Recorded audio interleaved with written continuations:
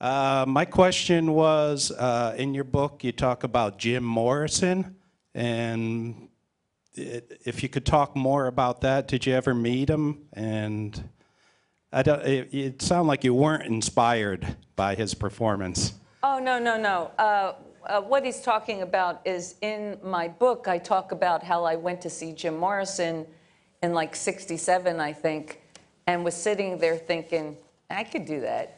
And, but I also said that I was a little embarrassed that I thought that. It's not that I wasn't inspired, I just felt this strange kinship. I mean, you have to figure, I was just a girl from South Jersey working in a bookstore. I don't know why I thought that. And it was a mystery to me. And of course I admired and still do. I mean, Jim Morrison was one of our great poets and unique performers. I mean, his body of work will always endure.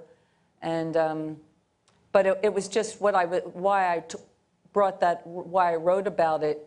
I had a few different times in my life when it never occurred to me to ever perform or ever be a rock and roll singer, that I had this strange, almost what's a word, not premonition, anyway, I had a strange sense of something that I still can't explain.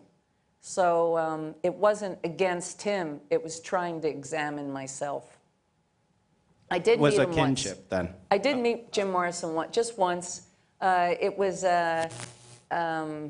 probably around 1970 or early 1970. They had a party. They used to have press parties for rock bands, and sometimes the rock bands would be there. And they had one for the Doors, and we never had enough food, so I would go to these because they would have lots of food, and bring a bag, and you just take the food, because I didn't really like the parties. So at the Doors party was really cool because they had these long tables with all the food, and then you went into the party, so the food was first.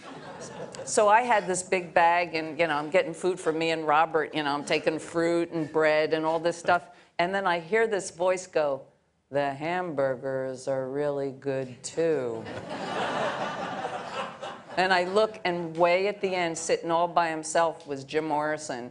And I was like, I caught, But I just went over and got a hamburger and said, "Thank you."